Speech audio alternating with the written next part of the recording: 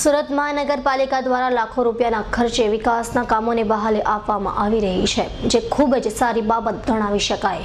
પરંતુ આયોજન અભાવે પાલિકાની તમામ કામગીરીઓ માત્ર શોભાના ગાંઠિયા સમાન બની જાય છે. કંઈક આવો જ હાલ છે શહેરની આંગણવાડીઓનો પણ. નિહાળો S9 ન્યૂઝના આ વિશેષ અહેવાલમાં. સુરત મહાનગરપાલિકા દ્વારા શહેરને મિની સિંગાપોર બનાવવા માટે કરોડો રૂપિયાના ખર્ચે વિકાસ કામો હાથ ધરાઈ રહ્યા છે. તેમાં પણ બાળકોને વધારે પ્રાધાન્ય આપવામાં આવ્યું છે. પાલિકા દ્વારા બાળકોના વિકાસ માટે લાખો રૂપિયાના ખર્ચ કરવામાં આવી રહ્યા છે. જોકે તે ખર્ચ માત્ર શોભાના ગાંઠિયા સમાન હોય તેવું લાગી રહ્યું છે, અને તેવું કહેવામાં પણ ખોટું નથી. કારણ કે મહાનગરપાલિકા વિકાસ માટે ખર્ચ તો કરે છે, પરંતુ આયોજન અને દેખરેખમાં થતી લાલિયાવાડીના કારણે તે બધું જ નકામું જાય છે. તેવો જ કંઈક હાલ છે હાલ સુરતની મોટાભાગની આંગણવાડીઓનો. પાલિકા દ્વારા અક્ષયપાત્ર સંસ્થાને બાળકોમાં રહેલું કુપોષણ દૂર કરવા માટે કોન્ટ્રાક્ટ આપવામાં આવ્યો છે, જેમાં પાલિકા દ્વારા લાખો રૂપિયા ખર્ચ કરવામાં આવી રહ્યા છે. પરંતુ જેને તેનો લાભ મળવો જોઈએ તે લોકો તેનો લાભ લઈ શકતા નથી. તેના કારણે સંસ્થા દ્વારા આંગણવાડીથી 30 બાળકોનું જમવાનું મોકલવામાં આવે છે, પરંતુ મોટાભાગની આંગણવાડીઓમાં 10 થી 15 બાળકોનું જમવામાં આવે છે, અને બાકી બચેલું જમવાનું આંગણવાડીમાં કામ કરતી મહિલાઓ લઈ જાય છે તેવી માહિતીઓ હાલ સાંપડે છે. એક તરફ તો કોર્પોરેશન દ્વારા બાળકોના વિકાસ માટે અને તંદુરસ્તી માટેના મસમોટા વચનો આપવામાં આવી રહ્યા છે, પરંતુ એસી ઓફિસોમાં આપવામાં આવેલા વચનો અને હકીકતમાં ખૂબ જ મોટો તફાવત છે. મોટી ઓફિસોમાં બેસીને તો કોઈ કાંઈ પણ કહી દે, પરંતુ શહેરના નાના વિસ્તારોમાં ફેરા મારે ત્યારે તેમની પોતાની લાલિયાવાડી ખબર પડે. કહેવાય છે ને, દૂરથી તો ડુંગર પણ રળિયામણું લાગે છે. તેવો જ હાલ સુરત શહેરનો છે તેવું સુરતના લોકો કહી રહ્યા છે. આ બાબતે કોંગ્રેસના કાર્યકર્તા અને કોર્પોરેટર અસદ કલ્યાણને પૂછવામાં આવતા તેમણે જણાવ્યું હતું કે પાલિકાની કહેવાની વાત જુદી અને કરવાની વાત જુદી છે.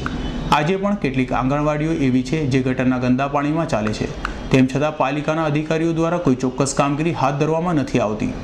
આંગણવાડીઓના બાળકોની જ વાત કરીએ તો દરરોજ 25 થી 30 બાળકોનું જમવાનું આવે છે, પરંતુ બાળકોની સંખ્યા 10 થી પણ ભાગ્યે જ હોય છે. તે ખૂબ જ દુઃખદ બાબત ગણાવી શકાય. અસદભાઈ, જે આપણા અક્ષયપાત્ર સંસ્થા દ્વારા આંગણવાડીઓમાં જમવાનું મોકલવામાં આવે છે, પરંતુ હાલની પરિસ્થિતિ એવી છે કે 30 બાળકોથી જ જમવાનું જાય છે, પરંતુ આંગણવાડીમાં 10 થી 15 બાળકો જ આવે છે. એ બાબતે આપણું શું કહેવું છે?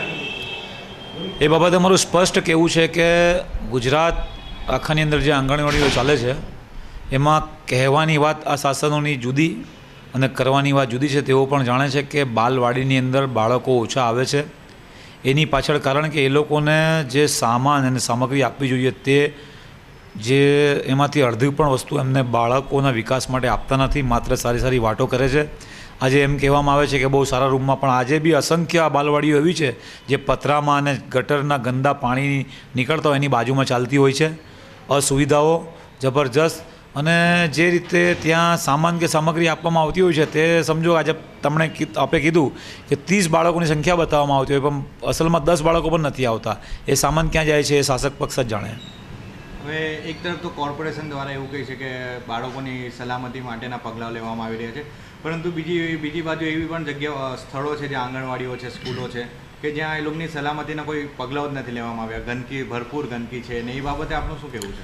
હું આપને સીધી વાત કરું કે સલાબતપુરા વોર્ડની જ વાત કરું. આખા તો હું જે વિસ્તારમાંથી કોર્પોરેશનમાં કોર્પોરેટર તરીકે ચૂંટાયો છું એ વિસ્તારમાં ઘણી શાળાઓ છે. બારડોલીના પીઠા પાસેની એક શાળાને લઈએ, ત્યાં સ્કૂલની અંદર બાથરૂમ, ટોયલેટ તો છે પણ બ્લોક કરી દીધા છે, જામ છે. ત્યાં બાળકો જઈ શકતા નથી. આજે પણ ત્યાં લગભગ 15 થી 20 બાળકો આવતા હશે. પેશાબ કરે ક્યાં કરે? રૂમમાં કરે? બહાર રોડ પર જાય?